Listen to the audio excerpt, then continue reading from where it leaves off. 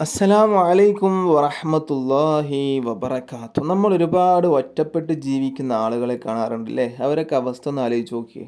ഒറ്റപ്പെട്ട് ജീവിക്കുക, ഉമ്മയില്ല, ഉപ്പയില്ല, കുടുംബക്കാരില്ല, ആരുമില്ല.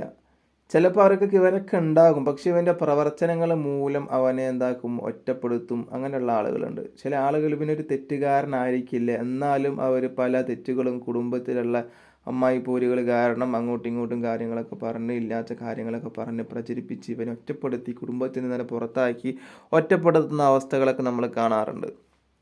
അപ്പോൾ നമ്മൾ ജീവിതത്തിൽ ഒറ്റപ്പെടും. അത് ഒരു സ്വപ്നം കണ്ടാൽ അതിൻ്റെ വ്യാഖ്യാനമായിട്ട് പറഞ്ഞതാണ്. ഒരു സ്വപ്നം, ആ സ്വപ്നം കണ്ടാൽ നമ്മൾ ജീവിതത്തിൽ ഒറ്റപ്പെടും. നമുക്ക് ആരുണ്ടാവില്ല, എല്ലാ വിഷയത്തിലും നമ്മൾ എന്താകും, ഒറ്റയായിരിക്കും, ഒറ്റപ്പെട്ടിട്ടുണ്ടാവുക എന്ന് പറയുന്ന ഒരു സ്വപ്നം. ആ സ്വപ്നത്തെക്കുറിച്ചാണ് സംസാരിക്കുന്നത്.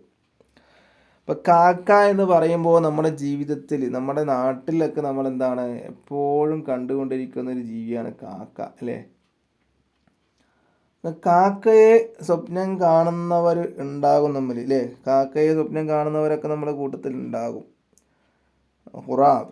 അങ്ങനെ കാക്കയെ സ്വപ്നം കണ്ടാൽ അതിൻ്റെ വ്യാഖ്യാനം മഹാനായ ഷേഖ് ഇമാം നാബൽസി എന്നവർ അവിടുത്തെ ഒരു കിതാബിൽ 401 പേജിലായിട്ട് പറയുന്നുണ്ട് ഇതിനെ കുറിച്ചിട്ട്.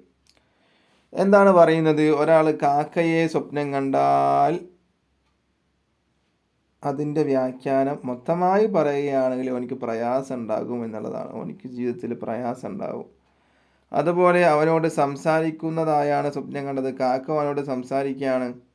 അപ്പോൾ അവനിക്ക് എന്തുണ്ടാകും? തെമ്മാടിയായൊരു കുട്ടി ഉണ്ടാകുമെന്നാണ്. എനിക്ക് തെമ്മാടിയായ കുട്ടി ഉണ്ടാകും. നേരെ മറിച്ച് അവന് പറന്നുകൊണ്ടിരിക്കെ കാക്ക ചത്തു വീഴുന്നതാണ് സ്വപ്നം കണ്ടത്. കാക്ക ഇങ്ങനെ പറന്നു പോകണം. അങ്ങനെ പറന്നു പോകുമ്പോൾ കാക്ക ചത്തു വീഴുന്നതോ സ്വപ്നം കണ്ടു. അങ്ങനെ സ്വപ്നം കണ്ടാൽ അതിൻ്റെ വ്യാഖ്യാനം നമ്മൾ പറഞ്ഞത് ജീവിതത്തിൽ ഒറ്റപ്പെടും എന്നുള്ളത് വ്യാഖ്യാതാക്കളായ പണ്ഡിതന്മാർ ഇങ്ങനെയാണ് പറയുന്നത്. അങ്ങനെ ഒരുപാട് വ്യാഖ്യാനങ്ങൾ ഈ കാക്കയുമായിട്ട് പാമ്പിൻ്റെ വിഷയത്തിൽ പറഞ്ഞതുപോലെ തന്നെ ഈ കാക്കയുമായി ബന്ധപ്പെട്ടിട്ടുള്ള വിഷയത്തിൽ ഒരുപാട് വ്യാഖ്യാനങ്ങളുണ്ട്. മനസ്സിലായല്ലോ? അപ്പോൾ അല്ലാഹു സുബ്ഹാനഹു തആല എല്ലാത്തിനെ തൊട്ട് നമ്മളെ കാത്തുരക്ഷിക്കട്ടെ. അടുത്ത വീഡിയോ ആയിട്ട് വീണ്ടും കാണാം. അസ്സലാമു അലൈക്കും വറഹ്മത്തുള്ളാഹി വബറകാതുഹു.